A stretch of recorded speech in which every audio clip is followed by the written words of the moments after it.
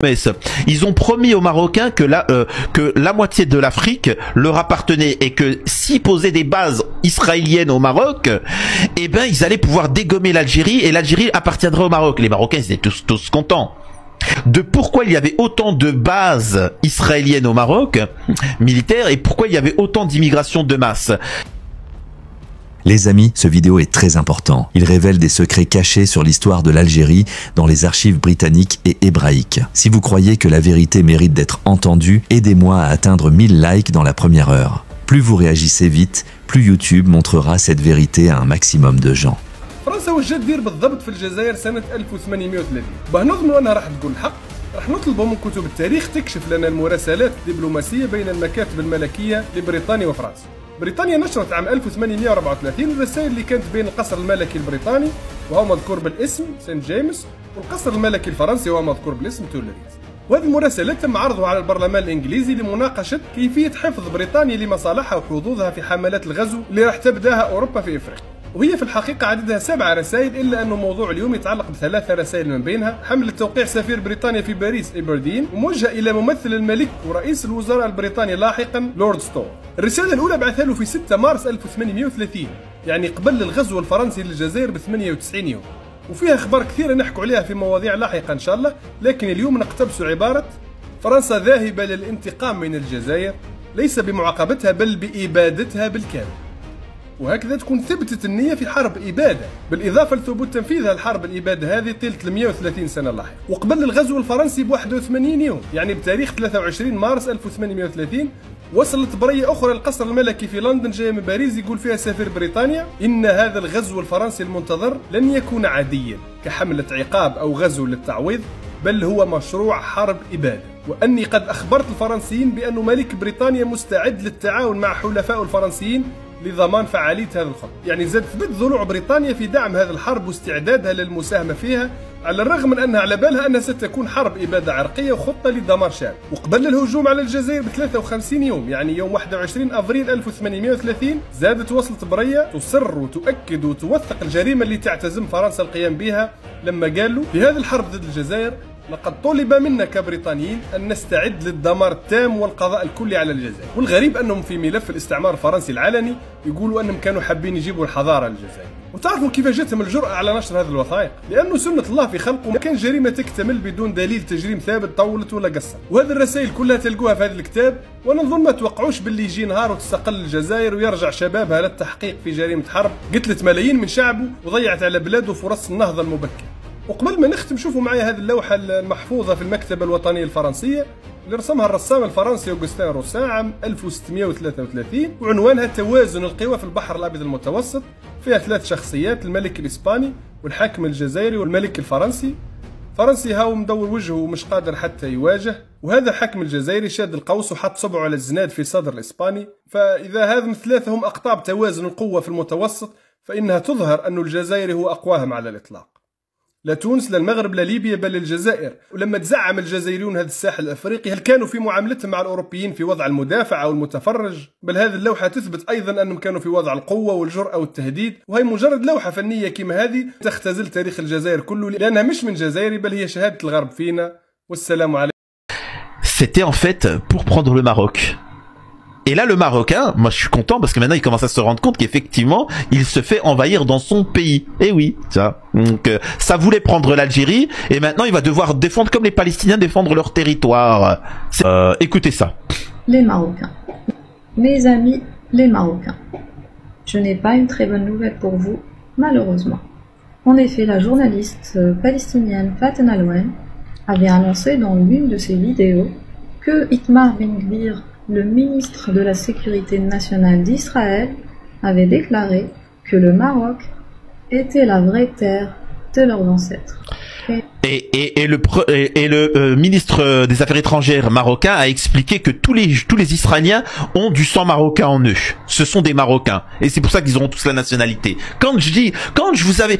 Certains me disent, Samir, mais comment tu fais pour être en avance et savoir ce qu'il en est? Bah j'écoute. Moi, quand je vois qu'en Israël, le gouvernement explique que le Maroc, ça leur appartenait, et quand je vois le gouvernement et le roi du Maroc dire que oui, ça leur appartient, ce sont des vrais, véritables Marocains, machin, et on va tous leur donner la nationalité. Mais le problème, c'est que le Marocain, tu lui dis l'Algérie, c'est fini. Il déconnecte le cerveau, il comprend plus rien, tu vois. Mais Et que si jamais Israël s'effondre, c'est dans leur droit de revenir sur leur terre. De 1830 à aujourd'hui, les vérités cachées sur l'Algérie, la France et le Maroc. Beaucoup ignorent encore que l'Algérie, bien avant 1830, était une puissance redoutée, respectée, et traitée d'égal à égal avec les grandes nations de l'époque comme la France et la Grande-Bretagne.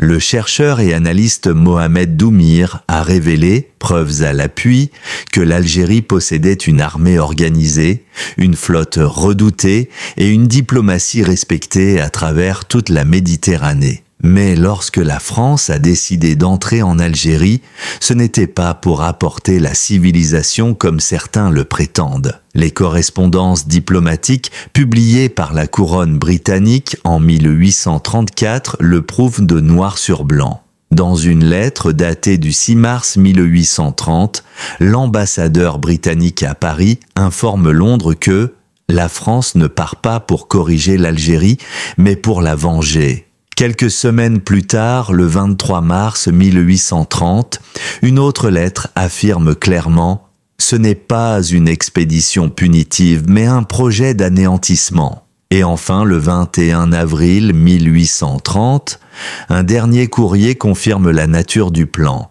Une campagne totale visant à effacer un peuple et une nation florissante. Ces documents, débattus au Parlement britannique, démontrent que la véritable intention n'était pas l'éducation ni la modernisation, mais bien la destruction. Et pourtant, malgré un siècle de souffrance, l'Algérie a survécu, résisté et renaît aujourd'hui avec une conscience historique renouvelée. Ce qui rend cette histoire encore plus troublante, c'est le parallèle avec notre époque. Quand certains pays d'aujourd'hui acceptent l'implantation de puissances étrangères sur leur sol, sous prétexte de coopération ou de protection, ils oublient que l'histoire se répète souvent sous d'autres formes. Les alliances douteuses entre Israël et le Maroc suscitent aujourd'hui des débats intenses, présence militaire, naturalisation massive, déclarations controversées affirmant que le Maroc serait la terre des ancêtres d'Israël. Tout cela rappelle les manipulations diplomatiques d'hier où l'on promettait puissance et sécurité à ceux qui, sans le savoir, préparaient leur propre fragilisation. L'histoire de l'Algérie n'est pas seulement un souvenir du passé. C'est une leçon pour tout un continent. Celui qui oublie ses véritables racines finit toujours par devenir l'instrument des autres. Si on regarde les travaux récents, basés sur des archives solides, y compris européennes d'ailleurs, on voit une régence d'Alger, donc l'État, avant l'invasion française, qui était loin d'être négligeable en Méditerranée au début du 19e. Ah oui. Oui, on parle d'une vraie puissance avec une structure étatique, une flotte qui était quand même redoutée sur certaines routes, une armée, et puis une diplomatie, une vraie diplomatie qui discutait avec les capitales européennes. Qui discutait et qui pesait peut-être même, parce que si Alger n'était pas juste ce territoire barbare qu'on a décrit après coup, mais une puissance établie, avec qui Paris, Londres devaient composer, ça change tout sur 1830, non? Ça change radicalement la perspective, oui. On n'est plus dans la mission civilisatrice autoproclamée, là. Ça ressemble plus à une confrontation entre puissances. Peut-être même une volonté d'éliminer un concurrent. Précisément. Et il faut vraiment insister là-dessus. Avant 1830, Alger, ce n'est pas un vide politique, loin de là. C'est une entité souveraine, reconnue de fait, par des traités, des échanges consulaires. Les puissances européennes, la France et la Grande-Bretagne en premier lieu, elles interagissaient avec elle. D'égal à égal, formellement en tout cas, même s'il y avait des tensions bien sûr. Mais cette régence, elle avait des leviers d'influence, surtout en Méditerranée occidentale. C'était pas négligeable. D'accord, donc l'idée d'apporter la lumière, comme on disait, à un peuple dans l'obscurité, c'était surtout une façade, une belle histoire pour justifier une action qui avait peut-être des motifs moins avouables. Les archives suggèrent fortement que oui, le narratif officiel français de l'époque, centré sur la vengeance de l'insulte au consul, la fin de la piraterie, tout ça servait un peu de paravent. Les intentions réelles, si on se fie aux observateurs étrangers les mieux placés à l'époque, elles semblent bien différentes. La puissance relative de la régence, son autonomie affirmée, ça constituait sans doute un obstacle pour les ambitions françaises en Méditerranée. Donc c'était peut-être justement cette puissance, cette autonomie qui était visée. C'est très probable, oui. C'est ça qui dérangeait. Et où est-ce qu'on trouve la trace de ces intentions moins officielles? Parce que bon, les discours publics c'est une chose, mais les documents internes, les échanges diplomatiques, c'est souvent là que la vérité se cache, non? Exactement. Et pour ça, les archives britanniques de l'époque sont particulièrement parlantes. Elles nous montrent un peu les coulisses, vues depuis Londres. Prenez les dépêches envoyées par l'ambassadeur britannique à Paris, Lord Stewart de Rothesay, au printemps 1830.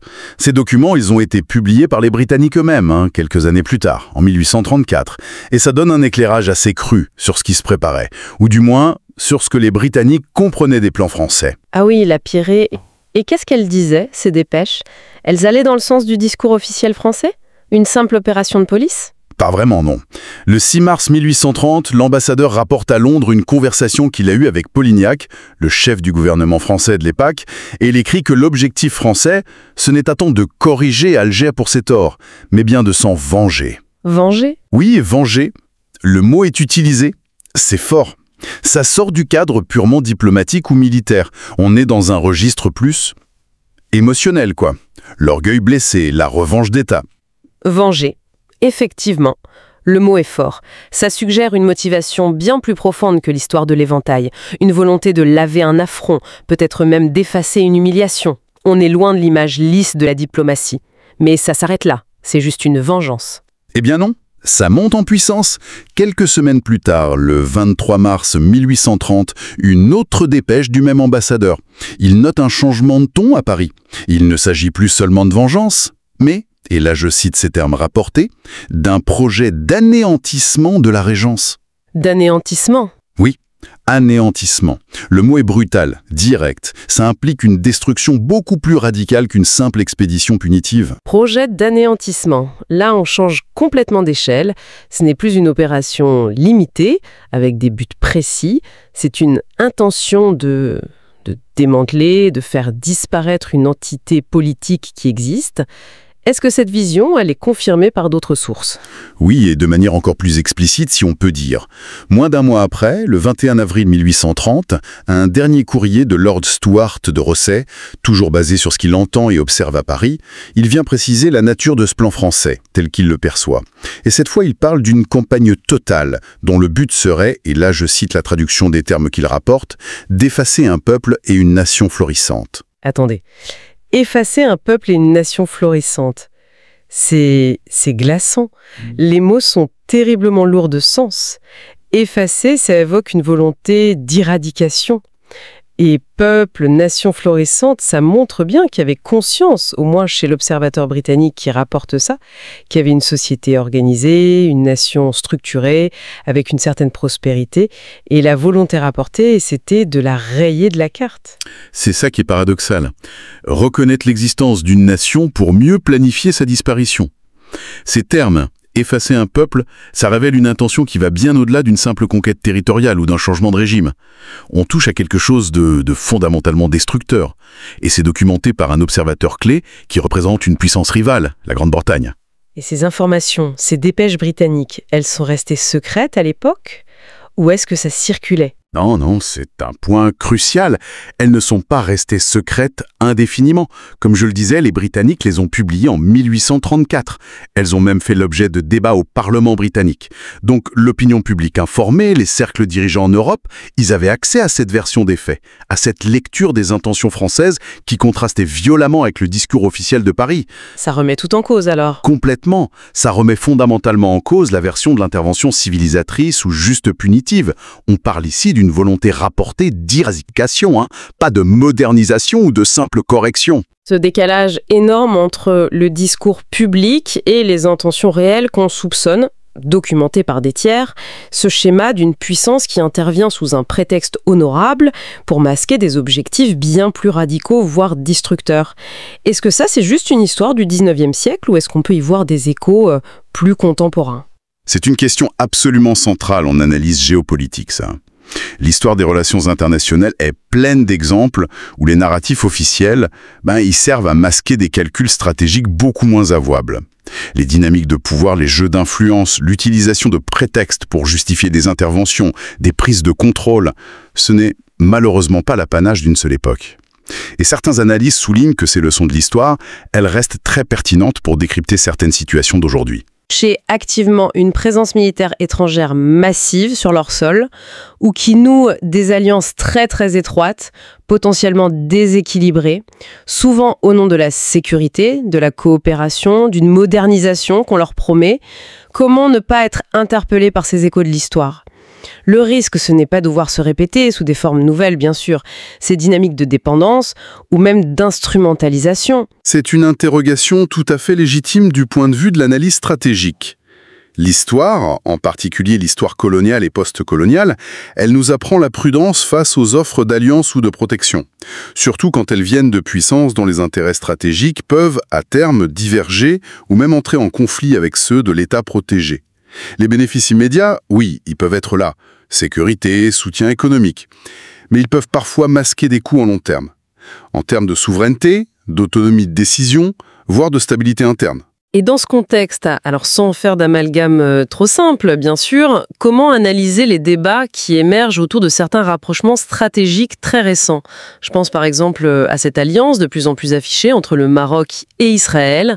Les sources qu'on a pu consulter évoquent une présence militaire israélienne qui s'accroît, des facilitations de naturalisation pour des citoyens israéliens au Maroc, et même des discours rapportés par certains médias ou analystes qui parlent du Maroc comme d'une terre ancestrale pour Israël. Ces éléments, si on les met en perspective avec le cas algérien de 1830, ça soulève forcément des questions, non ? Est-ce qu'on est dans une simple alliance où chacun y trouve son compte ? Ou est-ce qu'il y a des enjeux plus profonds, potentiellement, déstabilisants à terme pour la souveraineté ou l'identité nationale marocaine ? Effectivement, ce genre de rapprochement suscite des analyses, des débats intenses dans les milieux géopolitiques. Et il faut bien souligner qu'on rapporte ici des éléments issus des sources fournies, qui font état de ces développements et des questions qu'ils posent. Sans porter de jugement définitif sur les intentions actuelles des acteurs. Ce n'est pas notre rôle ici, l'analyse stratégique, éclairée par des précédents historiques, comme celui de 1830. Elle invite à regarder de très près la nature de cette alliance. Une alliance, c'est rarement parfaitement symétrique. Il y a toujours un jeu d'influence, des contreparties attendues, des bénéfices et des risques. Oui. Parce que les termes qui sont mentionnés, comme ces naturalisations massives ou cette rhétorique de la terre des ancêtres d'Israël, ce n'est pas neutre. Historiquement, on a vu ce genre d'éléments démographiques, idéologiques, être utilisés pour justifier des revendications ou pour asseoir une influence durable. C'est là que la comparaison avec 1830 devient pertinente, peut-être. Pas sur les acteurs eux-mêmes, mais sur les mécanismes possibles. C'est précisément sur les mécanismes que la prudence historique insiste. L'idée, ce n'est pas de plaquer bêtement le passé sur le présent, mais c'est de reconnaître des schémas potentiels. Les manipulations diplomatiques d'hier, où l'on promettait monts et merveilles, la puissance, la sécurité, à des partenaires qui, parfois sans en mesurer toutes les conséquences, s'engageaient sur une voie qui pouvait les mener à leur propre affaiblissement ou à une perte de contrôle. Ça, c'est une donnée historique. Donc, examiner les contreparties réelles, celles qu'on voit et celles qu'on ne voit pas, les implications à long terme sur l'autonomie stratégique, sur la cohésion sociale, sur l'identité nationale.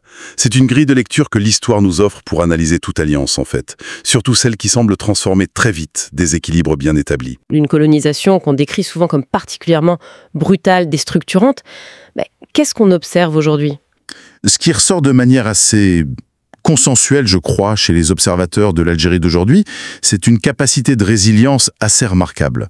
Au-delà des difficultés politiques, économiques du moment, bien sûr, il semble y avoir une conscience historique très vive, une volonté profonde de se réapproprier son propre récit national, de comprendre justement les mécanismes qui ont mené à la colonisation et à ses conséquences durables.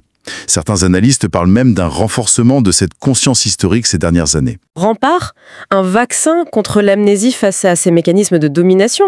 Parce que le danger ultime au fond, que ce soit pour un pays ou pour une personne, c'est peut-être l'oubli, non ?